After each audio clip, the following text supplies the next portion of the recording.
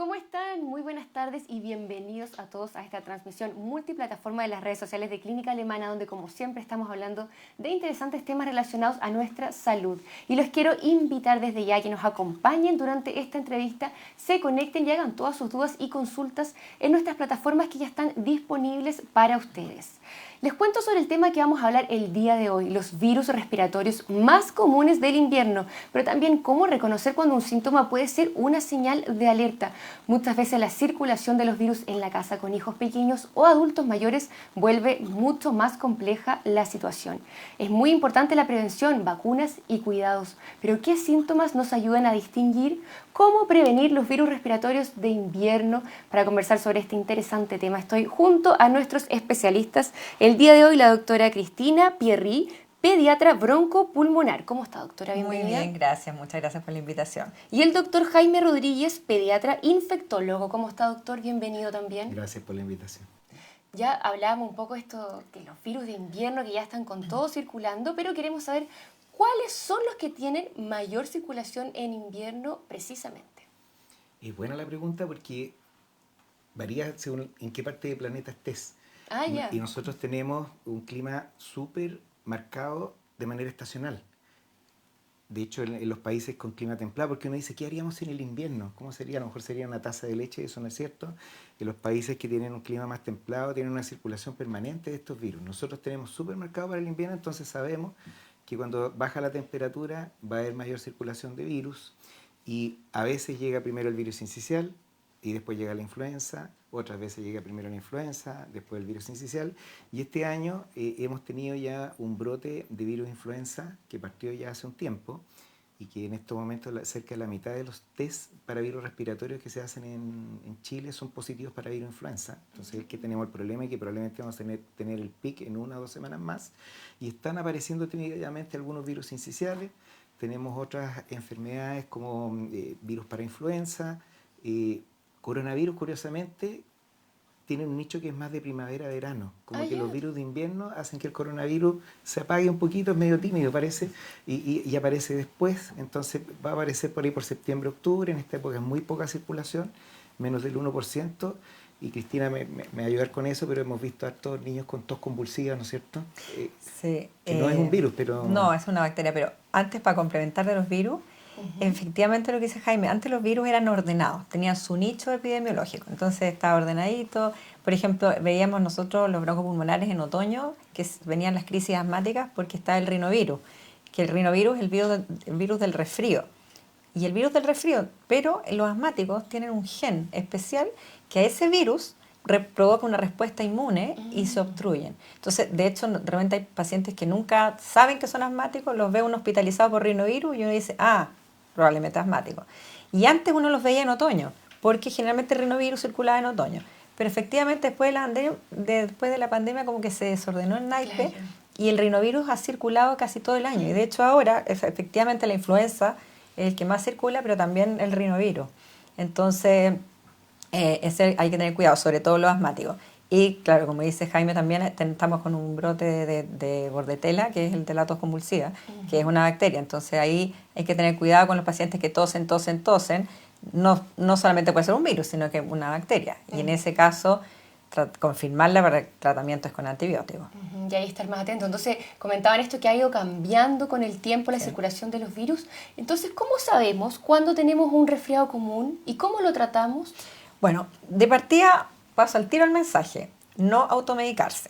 Porque eso es lo principal. Sí, muy frecuente en resfrío, van a la farmacia o que la vecina les dijo y se toman un antibiótico por ningún motivo. El resfrío común se trata sintomático, es decir, generalmente el resfrío común, estornudo, moco o romadizo, rara vez tiene fiebre. Entonces lo que hay que hacer es no empezar a tomar antitusivos descongestionantes, que en general los niños no debiera uno usarlos tampoco. Si en los niños es un lactante, por ejemplo, aseo nasal sirve, hidratarlo bien, harto líquido, reposo, tratar de que no se junte con otros niños enfermos, y si tiene fiebre, antipiréticos como paracetamol, y si es mayor de 6 meses puede usar también ibuprofeno. Pero un resfrío común no es más que eso, estornudos, moco y nada más. Y si tiene ya fiebre, sobre todo fiebre alta, síntomas que son muy drásticos, de un minuto a otro se sienten mal, con dolor corporal, decaído, ahí ya puede ser una influenza, que es la llamada gripe, digamos. Y ahí, en el fondo, ya son los síntomas, son generalmente decaimiento en niños más grandes. Y también importante preguntar por el entorno, porque generalmente si hay un paciente con gripe, generalmente hay más en la familia. Así que... Entonces esos serían los síntomas de la gripe que nos ayudan a diferenciar, por ejemplo, del resfrío común. Exactamente. Y una cosa importante que dijo la Cristina es la automedicación, porque ¿qué es lo que pasa? Somos una sociedad de seres humanos, entonces, por ejemplo, hoy la Cristina se tomó este remedio y le fue súper bien. Entonces, eso digo, a lo mejor yo lo tomo y me va a hacer súper bien, pero no necesariamente me va a hacer bien a mí lo que le dieron a ella. Y es importante recalcar que un resfrío, independiente de lo que yo haga, va a durar lo que va a durar. El tratamiento, como dijo bien ella, es sintomático y es para mejorar el confort, no es para que se mejore, y tampoco existe una medida preventiva eficaz para que yo pueda evitar alguna complicación una vez que uno está resfriado. Una otitis, ponte tú, o sea, hay cosas evidentes, obviamente, que uno no lo va a meter a una tina con agua fría, un paciente, ¿no es cierto?, o no va a fumar en la cara, que el tabaco para los broncospulmonares es veneno, ¿no es cierto?, para los pulmones. Pero independiente de eso, una vez que está desencadenado el resfrío, aparte de mejorar las medidas de confort y el tratamiento sintomático, va a durar lo que tiene que durar. Y alerta, como decía ella, a la fiebre alta, al malestar general, porque eso ya puede ser un poquito más que un resfrío. Y si ya un niño tiene mucha tos o le cuesta respirar, ya ahí hay que consultar, es prudente hacerlo. Y hablando, doctor, sobre las vacunas, ¿es conveniente vacunarse todos los años contra la influenza? Más que conveniente, es necesario. ¿Ya? Y es una lata en realidad, porque a nadie le gustan las agujas. Nosotros con la Cristina llevamos algunos años haciendo medicina y todos los años tenemos que vacunarnos por ser personal de salud. Y las poblaciones de riesgo, que son básicamente las que tienen más riesgo de hospitalizarse y de morir por influenza, se tienen que vacunar todos los años. La vacuna funciona para la temporada, todos los años se va renovando el virus los virus que contiene la vacuna, y eso te genera protección por la temporada. ¿Ya? Una protección que evita muertes y hospitalizaciones, no es que no te vaya a dar influenza, ¿ya? Y una cosa importante, porque en esta época que hay circulación de influenza, pasa mucho que ya a mí me vacunaron hoy día y mañana estoy con influenza. ¿Qué es lo que piensa la gente? La vacuna me dio influenza, ¿no es cierto? Y no, pues tuve la mala pata de que justo estaba circulando la influenza y me contagié. La vacuna es imposible, la vacuna que se administra en Chile son pedacitos de virus muertos, o sea, no es el virus vivo, pues es imposible que te dé influenza. Te puede dar algún tipo de malestar general, un poquito de dolor en el brazo, pero no te va a dar influenza. Entonces, si te resfrías o estás enfermo, probablemente porque coincidentemente te contagiaste de otra cosa. Eso, qué bueno que lo dijo Jaime, y a la gente que nos está mirando, siempre le echan la culpa a la pobre vacuna de todo. Hay como ese mito. Es que me vacuné y ahora estoy resfriado. No es la culpa de la vacuna, me vacuné y me dio igual. Si no se hubiera vacunado, le hubiera dado peor. Así que la vacuna no es culpable, la vacuna es amiga. Y lo otro, Jaime, que bueno que conversamos el tema de la vacuna, mucha gente y pediatras le han dicho a los pacientes míos que es mejor vacunarse después para que dure la vacuna más tiempo. Entonces hay que decirle a la gente que no, que hay que vacunarse lo antes posible. Lo antes posible. Antes de que comience la temporada del invierno, ¿cuándo es recomendable? Claro, cuando el Ministerio de Salud determina que parte de la campaña de inmunización, y eso lo hace no porque les tincó o soñaron que tenían que hacerlo, sino que se basan en datos epidemiológicos y miramos mucho el hemisferio norte. La influenza viene de Europa a Estados Unidos y después se viene para acá. Ese es el círculo que hace. Entonces, sabiendo lo que pasa en Estados Unidos, nosotros sabemos lo que va a pasar acá, y el brote de influenza de Estados Unidos de este año fue el peor de los últimos 15 años. Hubo más de 20.000 fallecidos, de hecho, gravísimo. Entonces nosotros sabíamos que iba a pasar. El Ministerio, a partir del 1 de marzo, llamó a las alertas de vacuna de influenza. Lamentablemente llegó temprano el brote, entonces no toda la gente se alcanzaba a vacunar, y de hecho el llamado a los que no lo han hecho, ojalá hacerlo pronto, porque el pic va a estar en esta semana, la siguiente, y va a bajar lentamente. Así que el llamado, digamos, es adherir a la campaña. Eso es súper importante. ¿Qué pasa, doctor, en el caso de una persona que le da influenza? ¿Se tiene que vacunar si no lo ha hecho todavía? Es súper buena la pregunta. ¿Qué ocurre? Uno, retomando lo que dijo la Cristina, existe el mito que viene heredado en la vacuna de inactividad de coronavirus, que decían que duraba 3 meses, ¿te acuerdas? Claro, entonces dice, si me dura 3 meses, dice la gente, y me pongo en marzo, me dura hasta junio, y si me da influenza en julio, me va a pasar algo. Es porque estaba ya desprotegido. Claro. La vacuna de influenza dura un poquito más, en los estudios que tiene, así que dura la temporada, ¿ya? Y ¿cuál era la otra? Que si me dio influenza. Claro, si me dio influenza. Es que es súper buena la pregunta. La influenza es como un personaje que tiene distintos trajes, ¿ya? Entonces viene disfrazado de un traje, de repente de otro, y va cambiando mucho. Un virus que es muy variable y que su hábitat natural, fíjate, son las aves silvestres. Ahí vive la influenza. Ese es un virus de pájaro y que por accidente nos llega a nosotros. No es un virus nuestro. Entonces, si te da influenza, tiene unos nombres y unas letras, H3N2, por ejemplo. Ya. La vacuna habitualmente tiene 3 tipos de virus de influenza. Entonces, frente a esa influenza que ya te dio, vas a tener protección porque te enfermaste. Pero puedes contagiarte de otro tipo de influenza que esté circulando. Entonces, la recomendación, si te dio influenza, vacúnate igual porque te va a proteger contra la otra cepa. Y en el caso del COVID-19, que nos asustó tanto por tanto tiempo, Sí. ¿qué cuidados tenemos que tener con nuestros niños específicamente? Pero con los niños que ya les dio el COVID o que están con COVID. Para prevenir. Ah, para bueno, prevenir. ya. También es buena la pregunta porque ahora todo el mundo habla ahora de la influenza, pero en realidad el COVID, efectivamente, como decía Jaime, estamos en baja circulación porque se lo han comido los otros virus y hay mucha más circulación de otros virus.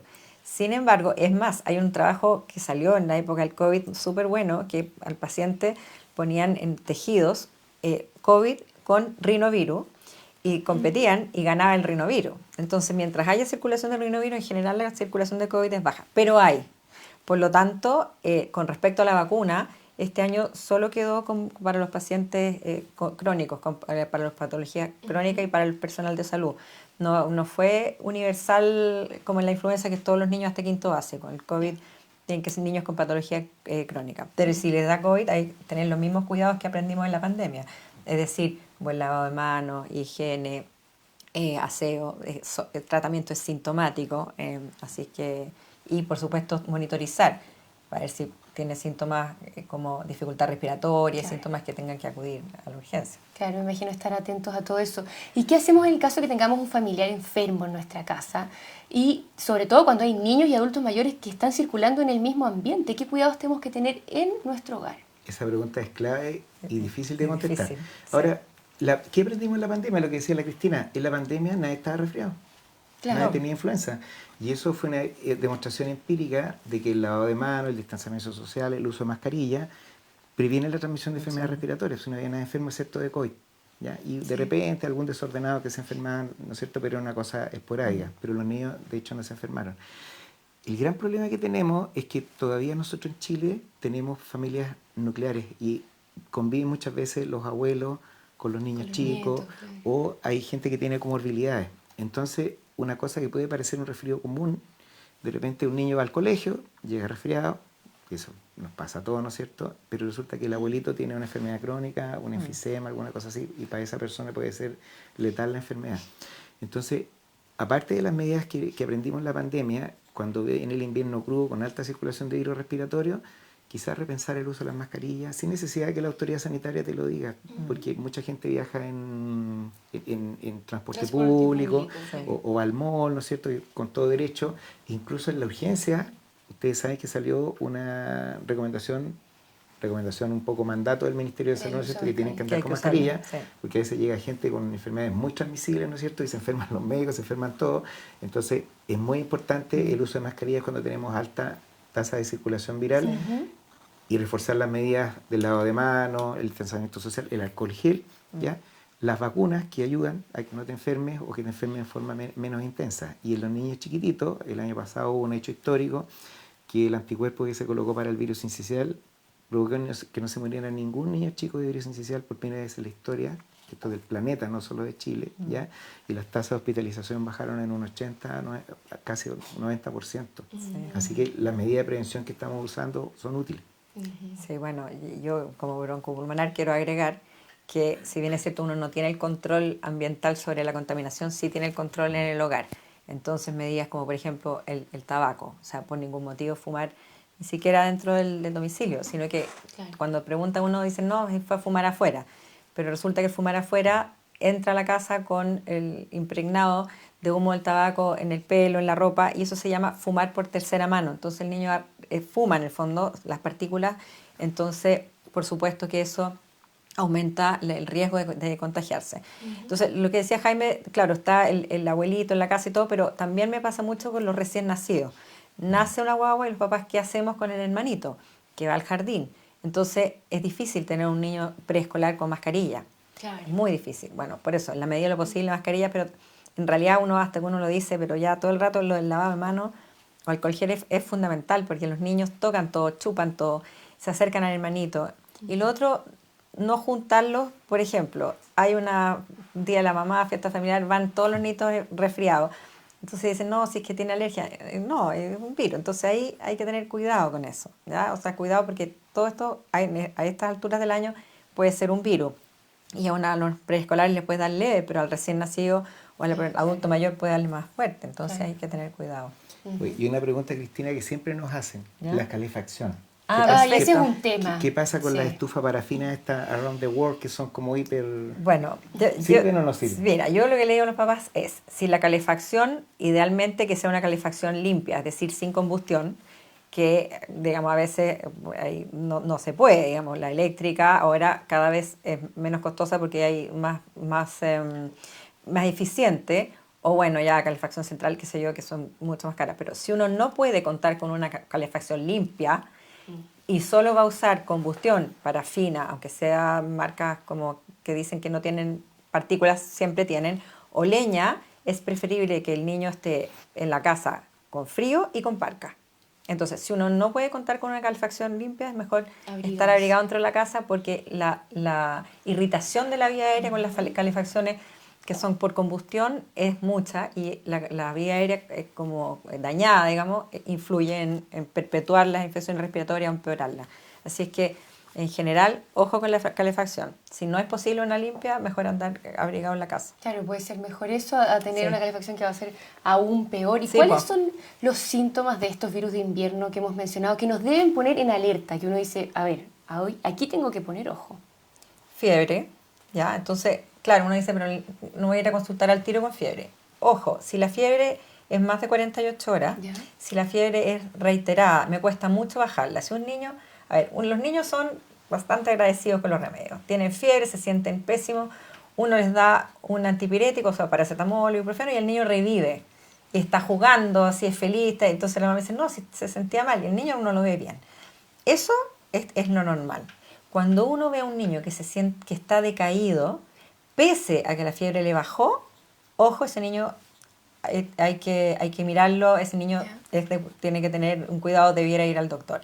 Si la fiebre es más de 48 horas, si la fiebre es muy alta o si es un paciente que tiene menos de un mes, tiene que consultar. Ahí no tiene que esperar las 48 horas. O sea, un recién nacido febril tiene que consultar. Si la fiebre se acompaña además de síntomas como dificultad respiratoria, como dijo Jaime, o sea, se le hunde la costilla o cualquiera, o está medio de color como azulado, tiene que inmediatamente ir a la urgencia. Y ojo, porque estos cuadros son virales, pero está la sobreinfección bacteriana, que de repente se convierte como en neumonía o algo así. Entonces también hay que tener cuidado. O estos que hablábamos de que finalmente podían ser unas bacterias. Pero muchos virus, incluso la influenza, que puede tener después una neumonía. Y a veces uno haga lo que haga, se va a sobreinfectar igual.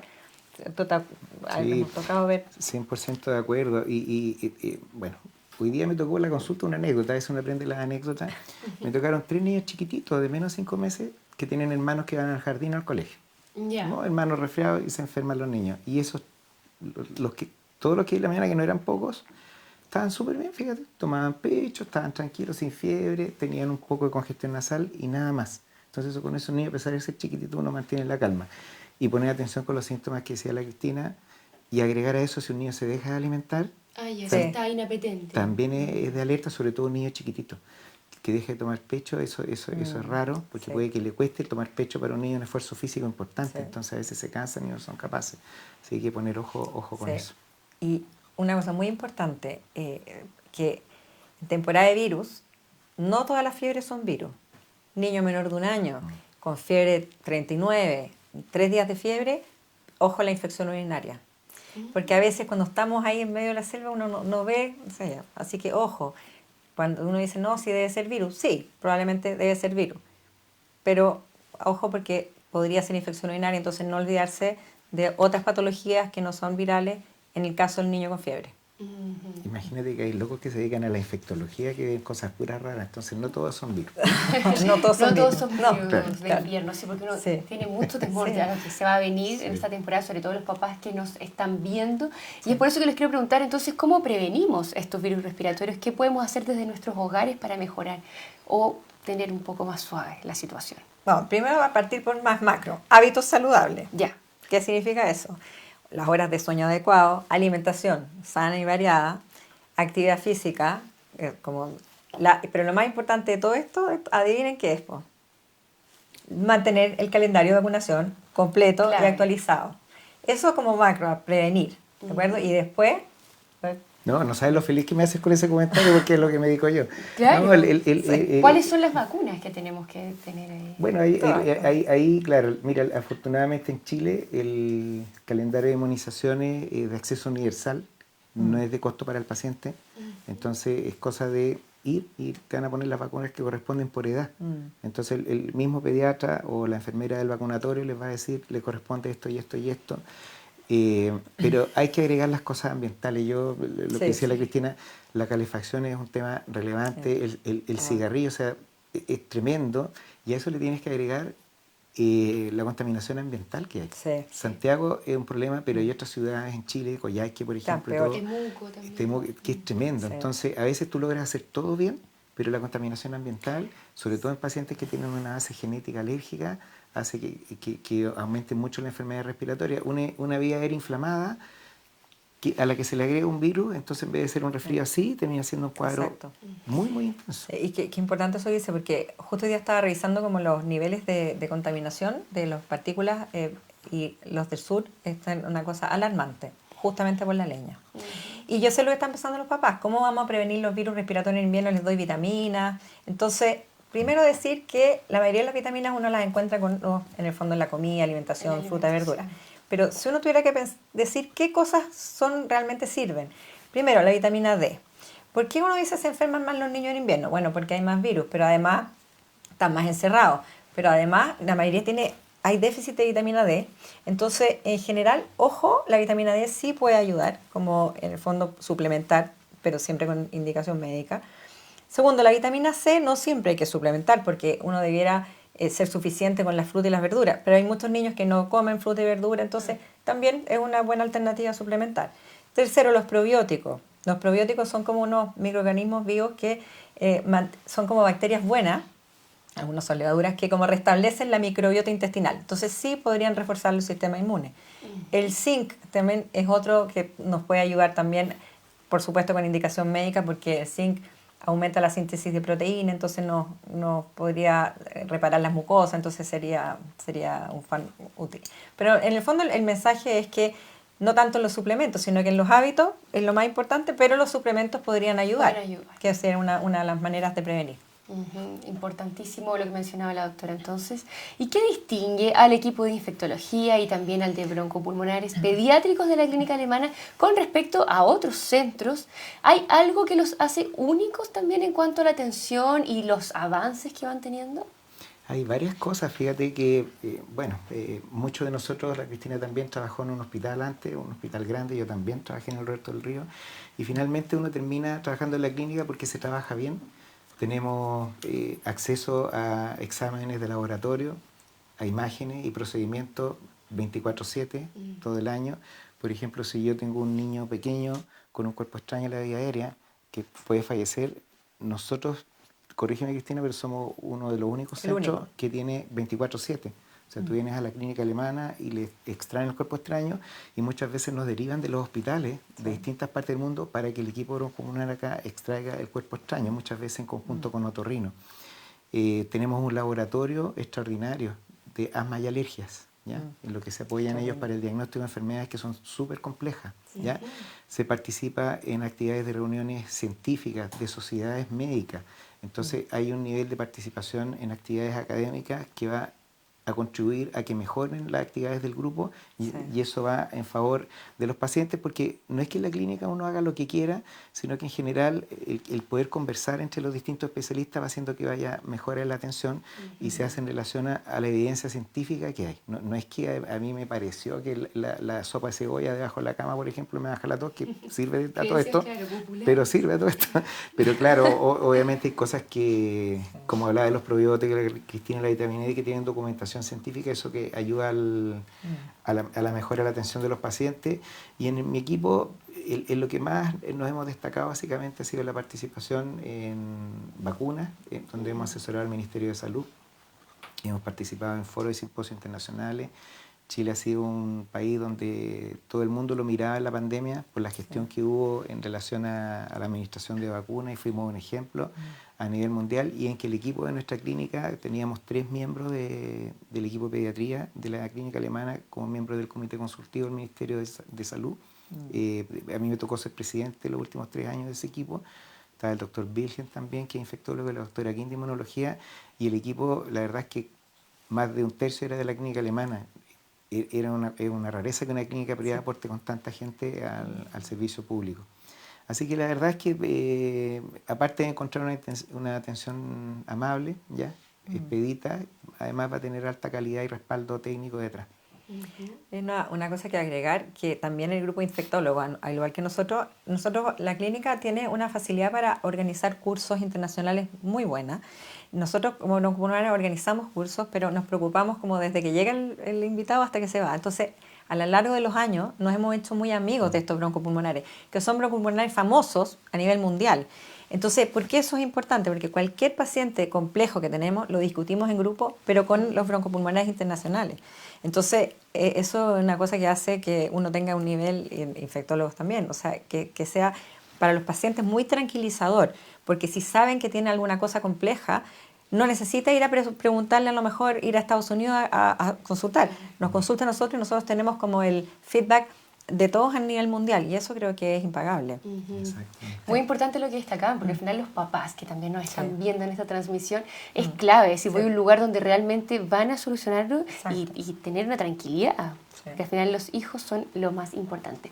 Y los quiero invitar ahora a que comencemos a revisar las preguntas que nos está haciendo nuestro público a través de las redes sociales, y vamos a comenzar con la primera, que dice: yo me vacuné con mi hija en marzo y hace 2 semanas atrás estaba súper resfriada, con tos, con flema, fiebre, dolor de cuerpo y pérdida de voz, y me dijeron que tenía influenza. ¿Eso puede ser? Por supuesto. ¿Puede pasar? Sí, puede ser y puede ser que no. El diagnóstico clínico de las enfermedades respiratorias no es muy útil en realidad, porque se superponen mucho los síntomas. Entonces eso, no sé, Cristina, pero por la historia podría ser un parainfluenza, ¿no es cierto? Sí. Pero la verdad es que nos podemos equivocar también, pues puede ser un metanemovirus, puede ser otra cosa, y también puede ser una influenza que a lo mejor está siendo una influenza atenuada porque está vacunado. Porque hay la vacuna, claro. Entonces, la única forma de saber es haciéndole el test la famosa PCR, ¿no es cierto?, que es incómoda y de alto costo, y que se justifica hacer solo básicamente si el paciente tiene alguna cosa que me va a hacer cambiar la conducta. En general, en un niño de estas características yo no le haría el examen, y claro, puede que le hayan dicho que era influenza o quizás parainfluenza, que es un virus distinto, que es más parecido al sincicial, ¿no es cierto? Pero sí, puede ser, y la verdad es que si el niño uno ve que está bien, en este caso la hija, no es necesario muchas veces hacerle el test para saber, sería más para otra intervención. Si no mejora, ahí tendrían que si no hacer mejora, un test. o por ejemplo si tienes una persona de alto riesgo en la casa, Claro. porque influenza es uno de los virus que tiene tratamiento, tiene un antiviral específico para la influenza. Entonces, por ejemplo, si esta niña tiene un abuelito que tiene una enfermedad crónica grave, ahí es importante saber, porque yo le puedo dar tratamiento al abuelito si es que se enferma. Claro, y también es importante saber qué edad tiene, porque depende de la edad también todos los síntomas, pero está el test rápido de influenza también, que es útil. y lo venden en la farmacia, y cuál funciona. Entonces, si uno tiene la duda, como dice Jaime, porque uno va a necesitar tratamiento, hay alguien en la casa, puede hacerse el examen también. Pero de hecho, como tip, a muchos pacientes míos que están con fiebre y todo, le digo, hazte el test de la farmacia, farmacia, y de ahí conversamos para avanzar, pues muchos, claro, están positivos y se evitan una consulta de más y puedes manejarlo. Yo también les digo eso. Claro. Y tú pensaste en parainfluenza con la pérdida de voz. Claro. Exacto, porque la parainfluenza ese síntoma también me llamó la atención. Sí, pérdida de voz, laringe, en el fondo laringe. Entonces, el parainfluenza le gusta la laringe, produce un edema de la mucosa, entonces por eso que uno anda así. Claro. Y si es más chico, tos de perro, así. Típico. Sí, Es el típico virus que le cierra la garganta a los niños en la noche y no avisa, están en el día bien y de repente se les cierra la garganta. Cuando se llama urgencia, ¿te acuerdas? Llegaban a las 1 de la mañana ahogados, y hay que abrir el refrigerador para que respiren. Lo del refrigerador es verdad, sí, porque el frío disminuye el edema, por lo tanto alivia. De hecho, llegaban en la noche y los papás decían, pero estaba peor en la casa. Claro, porque con el aire frío en la noche algo les alivia. En el viaje llegaban un poquito mejor. Sí. Eso. Vamos a ver la siguiente pregunta. Dice, ¿es de confianza la vacuna del plan de vacunación del Puta, Estado? ¿a quién le preguntan? Eso Aquí es, tenemos la voz sí, no, apta para es muy buena contestar. la pregunta, fíjate, porque una de las principales amenazas en salud pública a nivel mundial es la desconfianza en las vacunas. Sí. Es una amenaza en salud pública y en Estados Unidos es un ejemplo como cayeron la vacunación de sarampión, especialmente en Texas, y tienen cientos de casos de sarampión y niños que fallecen de enfermedades que no deberían existir. ¿Ya? ¿Qué pasa con las vacunas en general? Pasan por un proceso de estudio y aprobación sumamente riguroso, de repente un poquito exageradamente riguroso. Entonces, cuando se aprueban para sus usos, ya han pasado por una serie de test de seguridad y después que se administran en la comunidad, se sigue testeando y revisando si es que las vacunas son seguras. Entonces, básicamente, estas vacunas son muy seguras, obviamente no exenta de efectos secundarios, o sea, cualquier medicamento que tú consumes, una vitamina, la Cristina lo dijo súper bien, porque la vitamina D es tóxica si tú se la das de más al paciente. No es tan... sí, hay que hacerlo con indicación médica. Pasa lo mismo con las vacunas tienen efectos secundarios, la gran mayoría menores, a nadie le gustan las agujas, y a nadie le gusta que le duele el brazo, y además cuando te vacunan todos te dicen cómo te fue y te aprietan la vacuna, ¿ya? Pero en general, la gran mayoría de los efectos secundarios son leves y es un plan seguro y se vigila permanentemente, ¿ya? Si es que hay algún problema con las vacunas. Así que se sientan plena confianza en eso y acuérdense que son de acceso universal y sin costo para las personas. Y Chile tiene uno de los mejores calendarios de vacunas Del planeta. del mundo. Exactamente. Y por eso no tenemos sarampión ni otras enfermedades que en otras partes causan estragos. Claro, el ejemplo que mencionaba usted, lo que está pasando en Estados Unidos por no utilizar las vacunas. Y yo voy el sábado vino un británico acá a un curso y lo vi, que el británico felicitó a Chile de pie por la campaña de la, que en realidad no es una vacuna, es un anticuerpo, pero de vacunación contra el sincicial. O sea, felicitó de pie a Chile. O sea, realmente ha sido espectacular. Muy importante, entonces. Mi hijo de 4 años es asmático. Desde el año pasado le doy un medicamento para estimular las defensas y me ha resultado muy bien. Comienzo en mayo y se lo doy por 3 meses. ¿Se lo puedo dar por 3 meses más, ya que nuestro clima sigue siendo hasta octubre? Bueno, el clima yo creo que sigue siendo malo. Que, o sea, lo que se refiere es excelente ese medicamento, no puedo decir marcas, pero en el fondo ese es un lisado de bacterias que en el fondo estimula el sistema inmune, es como una especie de vacuna oral y es realmente espectacular y hay miles de trabajos, metaanálisis, hice una charla de eso justamente y todos los estudios son por 3 meses. No es que no se pueda, pero no es necesario. O sea, en el fondo da lo mismo si uno lo usa todo el año. Hay inmunólogos que sí lo usan más meses y no está mal, pero bastaría con usarlo 3 meses todos los años. Entonces, por ejemplo, yo a mis pacientes se los doy marzo, abril y mayo, porque se usa 10 días por mes. Y al año siguiente, marzo, abril y mayo. Ahora, uno si lo quiere prolongar, no hay ningún problema. Como les digo, hay muchos inmunólogos que lo prolongan, pero no es necesario. O sea, porque además tampoco es tan barato ni nada. Pero sí es muy bueno. Hay un detallito con eso que, a ver, hay varias cosas clave en este caso, porque tiene asma. Sí, en los asmáticos. Entonces, pacientes que tienen enfermedades crónicas del aparato respiratorio, como los asmáticos, se benefician mucho con esto, y que es distinto a un niño de 4 años sano, en que el impacto es mucho menor. ¿Ya? Obviamente, como hay pacientes complejos desde el punto de vista respiratorio, le da mejores resultados. Pero en un niño sano, la verdad es que es súper difícil evaluar el impacto que tiene este medicamento versus un niño que o tiene algún problema de las defensas o en este caso que tiene asma, que obviamente le va a ser más beneficioso. ¿Cuánto tiempo es lo habitual que dure la tos en un niño? Mi hijo últimamente se resfría y la tos le dura casi un mes después de los síntomas más fuertes. ¿Hay alguna regla para cuánto debería durar la tos? Sí, harto. Es que depende. Primero depende del niño y depende del virus. Depende de quién lo contagió y depende en dónde va a estar él inmerso en el ambiente. Si es un niño asmático, le va a durar más. Si es un niño que es alérgico, también le puede durar más. Y depende, hay virus. Por ejemplo, el mismo de la tos convulsiva. La bordetela puede durar meses la tos.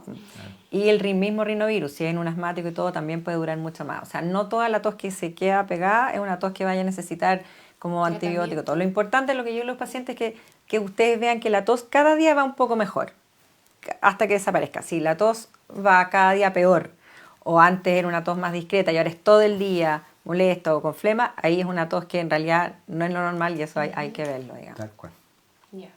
¿Por qué a veces a las guaguas se les indican 2 vacunas influenza separadas por un mes? Eso tiene una explicación técnica en el fondo.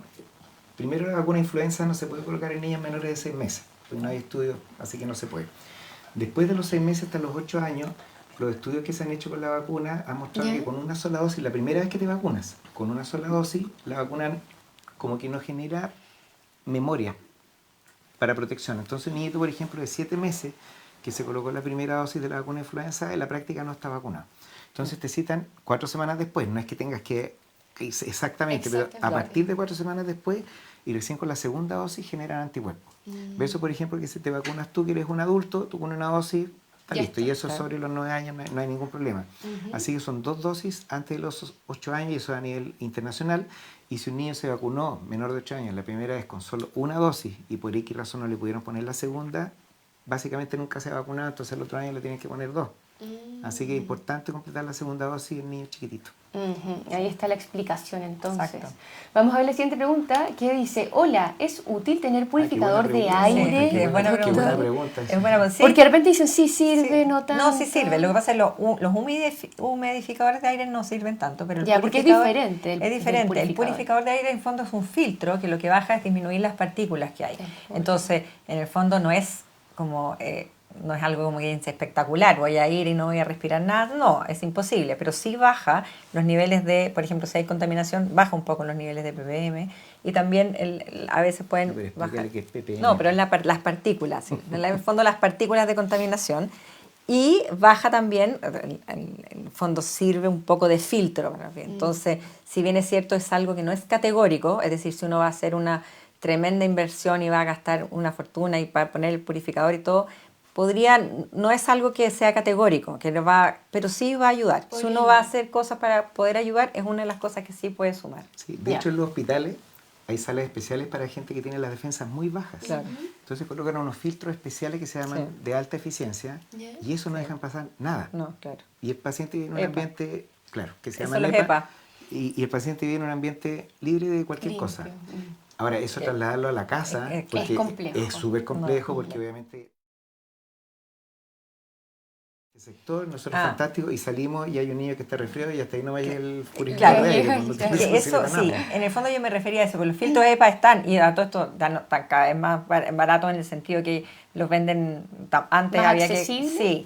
Pero el alcance no es tan grande, entonces uno no lo va a poner para toda la casa, tiene que elegir una pieza. Tendrías que poner como Entonces uno lo pone en una pieza y claro, va a ir a la otra pieza, claro. No tiene sentido, pero claro, de repente quizás un niño en Coyhaique, por ejemplo, que tiene alta tasa de contaminación ambiental y que quizás tiene alguna condición de riesgo, que si es prematuro, a lo mejor en su habitación. O en la salita, si pasar tu tiempo ahí. Sí, porque en la habitación porque el niño va a dormir ahí, va a respirar ahí, igual le va a servir. Sí. Súper bien. Mi hijo se resfría varias veces durante el año. Si hoy le estoy dando X medicamentos por indicación médica, después se mejora. Después, cuando se vuelve a enfermar, ¿puedo darle lo mismo si empieza con los mismos síntomas? Por ningún motivo. Primero que no hay que automedicarse. Que haya tomado algo un día en abril no significa que en mayo va a tener lo mismo, puede ser otra cosa. Entonces ahí hay que tener cuidado con usar la receta anterior y todo. Ahí es importante evaluar caso a caso. Lo único que uno podría darle a un niño, claro, aseo nasal, medidas como físicas para bajar la fiebre, qué sé yo. Y ahí para eso existe, si uno tiene la duda y dice, pucha, no quiero llevarlo al doctor, pero quiero un poco preguntar para que me oriente, para eso está la telemedicina.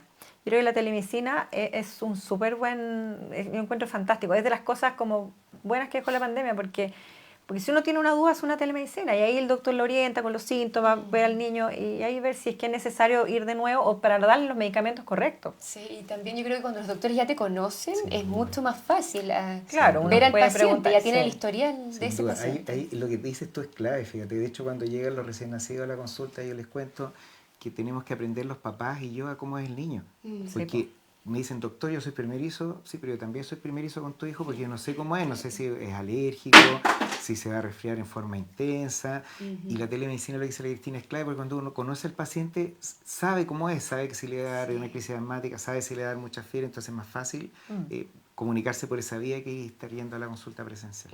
Que muchas veces también se pueden exponer a otros virus nuevos al que ir a la consulta. necesario, Sí. Claro. Hola, mi hijo tiene rinitis alérgica no especificada y es un tema la calefacción. Sí. Tiene 1 año y 11 meses. No sé cómo calefaccionar. Eh, ¿Qué es lo mejor sí, ahí? pues es complicado porque en el fondo la parafina, yo sé que, bueno, en teoría es más barata, pero ya no está tan barata.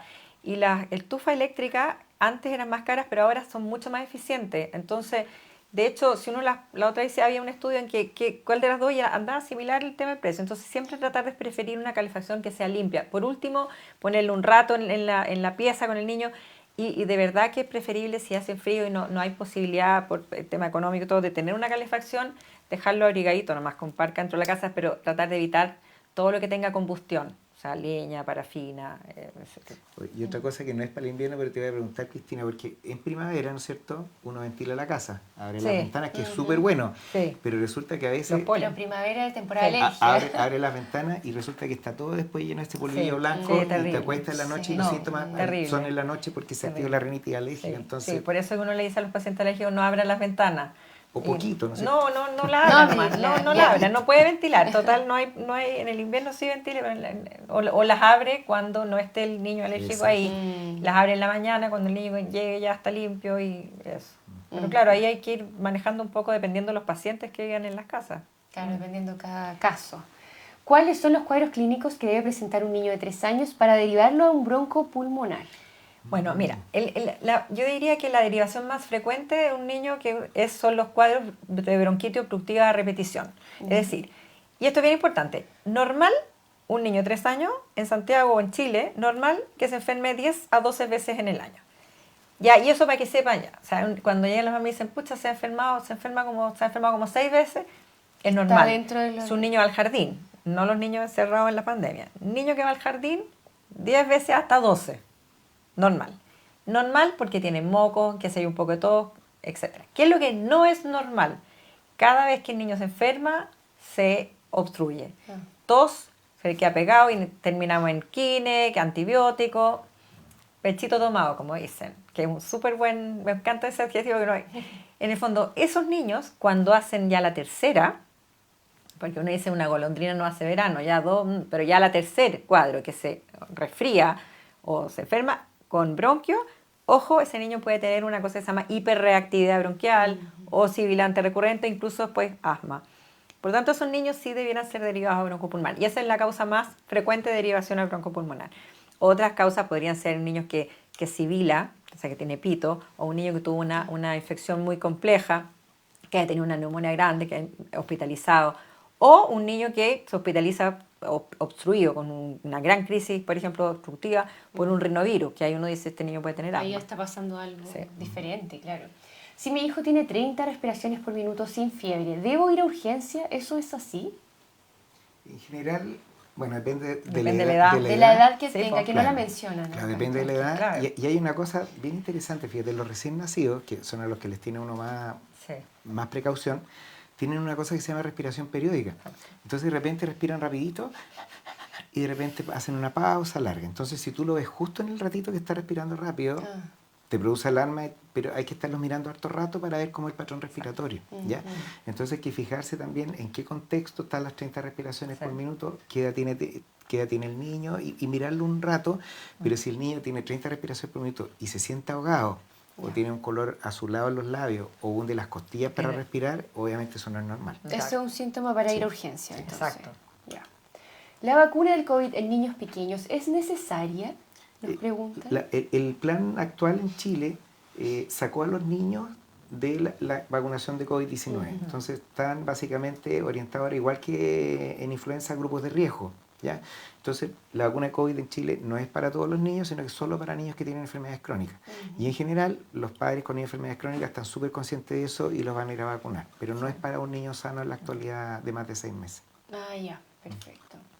Hola, mi hijo tiene 9 años y siempre cuando se resfría se le inflaman sus amígdalas. ¿Eso es normal? Bueno, Está o medio sea, viejo, ¿no? Amigdalitis. sí, eso te iba a decir, que 9 años, claro, amigdalitis existe, ¿No es tan común en esa edad?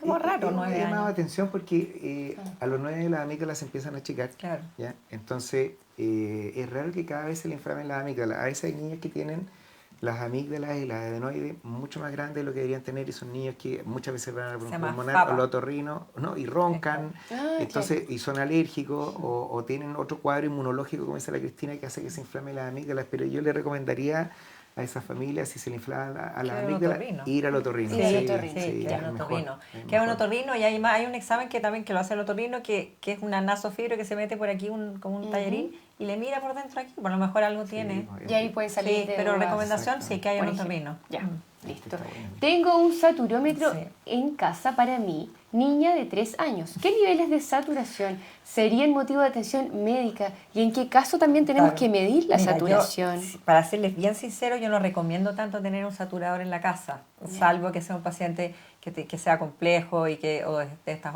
como hospitalizaciones domiciliarias, etcétera, porque es como es un arma de doble filo. Ya. Pero porque si uno realmente no tiene los conocimientos, va a poner el saturador y va a ver que satura, por ejemplo, qué sé yo, 78.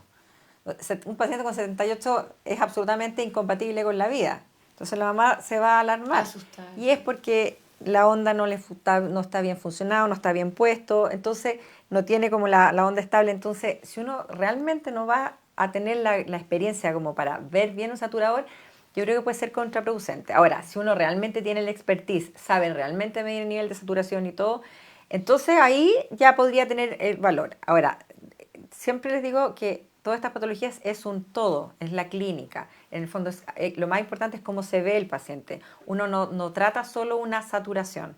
Habitualmente, una saturación de 94 para abajo es un paciente que requiere oxígeno. Así que si el paciente está saturando, por ejemplo, 94, la mamá se asegura que realmente es un niño que lo ve, porque si el niño está saltando, está feliz, satura 94, bueno, ahí tiene que esperar un rato a que suba. Eso es importante. Uno le pone el saturador, la satura, por ejemplo, 89, no tiene que partir corriendo a la urgencia, tiene que esperar un rato, porque a veces se demora y después empieza a subir y llega a 98. Pero un paciente de 94 para abajo, un paciente que necesita oxígeno. Entonces esos tienen que ir sí o sí, habiendo cerciorado que realmente sature eso. Que funciona bien. Sí, el pero aparato. por supuesto todos los síntomas son los que tienen que fijarse. Sí, complementando eso, porque estoy 100% de acuerdo, quedaron muchos saturadores heredados de la pandemia, pandemia. ¿cierto? Porque Sí, tenías claro. en Se la puso como de casa. moda, Sí, hay que Claro. tener sí o sí, sí un sí, saturador. Y el Sí. saturador es fantástico, es una excelente herramienta, pero como dice la Hay Cristina, que saber. es un problema porque lo que hace el saturador tiene un pletismógrafo que mide la onda de pulso. Entonces, en un adulto, tú pones el dedito y el adulto coopera, pone el dedito así, Claro, pero el niño. y el Claro. niño hace así y se sale. Hace así. Si tienes las Claro. manos frías, tampoco te marca. Claro. Entonces, hay que saber utilizarlo súper bien para poder tomar una decisión. Entonces, si uno tiene la duda con un niño chico, salvo que tenga un niño con enfermedades crónicas, que en general esa gente sí sabe ocuparlo, Ya. en un niño sano es un arma de doble filo. Claro. Y puedes ir a la urgencia por nada, en realidad. Sí, po. Claro, puede ser peor al Peor, final sí. tenerlo en la casa. Sí. ¿Los nebulizadores portátiles son útiles o dañinos? Bueno, en qué caso, buena- en qué buena ningún pregunta. caso son Va a ser dañinos. dañino. Pero se han hecho múltiples estudios y un nebulizador es exactamente del mismo rendimiento que un inhalador, usado bien con cámara. Ah, ya. Sí, de hecho en la pandemia se suspendieron los nebulizadores por el tema de las partículas y todo, y solamente se usó inhaladores. Por ejemplo, en este caso supongo que se refieren a los beta-2 agonistas, que es el salbutamol o los fármacos broncodilatadores. Y hay distintos metaanálisis en que el outcome era como medir, por ejemplo, qué pacientes de estos se hospitalizaban o no, y son iguales del mismo rendimiento que el inhalador, pero tiene que ser un inhalador bien usado, es decir, con buena técnica, con cámara, siempre con cámara. Y ahí aprovecho de pasar el mensaje que los inhaladores siempre tienen que ser con cámara, aunque sea la persona adulta. Ah, ya. Siempre. No solo los niños. En la Son película especiales. que se echan así, Sí. está mal. Siempre con cámara. Y eso, si uno hace una buena técnica, con la cámara que en el fondo mide aquí, selle bien nariz, boca, los niños más grandes, sobre 6 años, con boquilla, va a funcionarle mejor incluso que los nebulizadores. Y el nebulizador va a tener el problema que el suero, que aquí la mezcla. Entonces, la verdad no se justifican. Es bien interesante porque hay muchos pacientes extranjeros, sobre todo de Brasil, Sí. que usan más nebulizador, que Sí. es más barato, hay una serie de cosas, y a veces no usan medicamentos, sino que lo hacen solo con suero, para que la flema sea un poquito Sí. más líquida y todo. Sí. Pero lo que dijo la Cristina es clave, en la época del COVID, como esto genera una presión, hace que las partículas floten por el aire. Entonces, sin querer, hace que favorezca indirectamente la Exacto. transmisión. Así que hay que tener ojo Hay que con tener eso. Hay que Sí. tener ojo. ¿El aire acondicionado para calefaccionar se puede? Por Como supuesto. hemos hablado Pero por de los métodos de supuesto. calefacción. Si uno tiene los recursos, pero por supuesto. Esa sería una fantástico. calefacción limpia. Fantástico, sí. Ya. ¿Desde cuándo puede considerarse un niño como asmático? Esa pregunta es muy, ¿cómo dice uno cuando hay controversial? Controvertida, claro. Muy controversial. Porque los broncopulmonares, la mitad te dicen que desde lactante y hay otra mitad que dice que es más grande. Primero, a ver que el asma es una enfermedad crónica. Muchos de estos niños que son chicos, lactantes, preescolares, que se obstruyen y se comportan como asmáticos, son niños que tienen esta hiperreactividad bronquial, que también se llaman sibilantes recurrentes. Un 50% de estos niños después no son asmáticos. Finalmente tenían esta hiperreactividad bronquial secundaria a los virus. Finalmente después uno ya 4 o 5 años les puede hacer los exámenes de función pulmonar, que son los exámenes de asma, y no tenían asma. Entonces, claro, uno los catalogó de asmáticos toda la vida y no eran. Pero otros niños que tienen esta hiperreactividad bronquial, en la práctica se tratan igual. Pero uno no va a decir tiene asma cuando el pobre niño tiene 6 meses. Claro, muy Lo que hay que hacer con estos niños que se obstruyen es primero ver si responden o no con el tratamiento, que son los corticoides inhalados, pero también no se tiene que olvidar de hacerle exámenes para ver si tiene estas obstrucciones son secundarias a otra cosa. Y ahí tienen que descartar como causas secundarias que pueden producir que el niño se obstruya cada rato, como por ejemplo fibrosis quística, reflujo, malformaciones y otro tipo de enfermedad. Entonces, ojo también con catalogar al niño de asma sin estudiarlo y sin descartar otras patologías.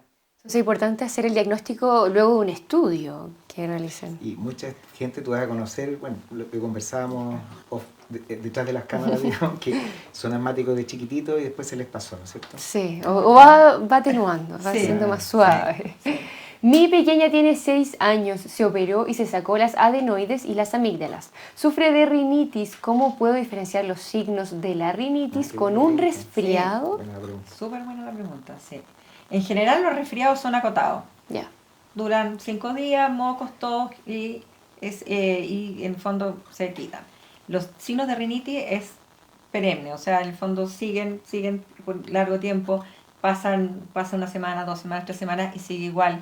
A veces se empeora dependiendo de la estación, hay niveles de polen es más, pero básicamente si uno quisiera así decirlo en una palabra, la rinitis acotada una semana, el otro es algo persistente. Más largo. Y la gente resfriada se siente mal. La gente Además, con rinitis sí. le pica la nariz y está con sus mocos. Y es un problema que a la Cristina le pasa lo mismo, que te piden un papelito para el jardín porque el niño está con moco y tiene rinitis alérgica y las tías piensan que contagia y uno tiene que estar haciendo el papelito para explicarles que los mocos los va a tener y no está contagiando en realidad. Y la gente se siente bien y lo otro básicamente son síntomas de rinitis, síntomas sistémicos, sin fiebre, sin malestar general, sin otras cosas. Ya, súper claro. Entonces vamos a la última pregunta, ya nos queda poco tiempo. Dice, ¿se puede dar antihistamínicos a niños? ¿Desde qué edad? Y yo voy a agregar también si tiene que ser siempre recetado por un médico. Bueno, de partida lo primero que dijimos, jamás automedicarlo. Siempre recetado por un médico y por supuesto hay que evaluar caso a caso. Porque los antihistamínicos, hay que ver qué antihistamínicos. Si hay antialérgicos que son de última generación y se pueden dar desde los lactantes pequeños y siempre indicados como por el médico, digamos, y a dosis adecuadas.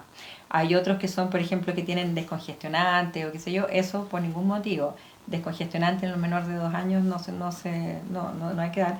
Y los antihistamínicos siempre indicados por el doctor, siempre evaluar caso a caso y desde de qué edad absolutamente depende del paciente. Claro, porque esta es una pregunta abierta, entonces tú no sabes si le están dando antihistamínicos porque tiene una urticaria, porque tiene moco, o algún problema bronquial, o una dermatitis atópica grave. Sí. Claro, porque claro, si tiene una urticaria, claro que hay que darle, pero yo me imagino que se refiere a los antialérgicos, qué sé yo, pero eso hay que evaluar caso a caso. Claro. Pero hay antihistamínicos que son seguros, antialérgicos, se pueden dar desde niños chicos, pero siempre tiene que ser indicado por el doctor. Clave eso, entonces. Y les queremos agradecer a nuestros especialistas del día de hoy, la doctora Cristina Pierri, pediatra broncopulmonar, y al doctor Jaime Rodríguez, pediatra infectólogo. Muchísimas gracias por todo lo que conversamos hoy día. Gracias por la invitación, espero que les haya servido. Eso sí, por supuesto, a nuestro público que estuvo ahí atento, escuchando todos los consejos y todo lo que conversamos. Si quieren volver a ver esta entrevista nuevamente, lo pueden hacer a través de nuestras plataformas que están disponibles para ustedes. Y nos vemos en una próxima ocasión. Que estén muy bien.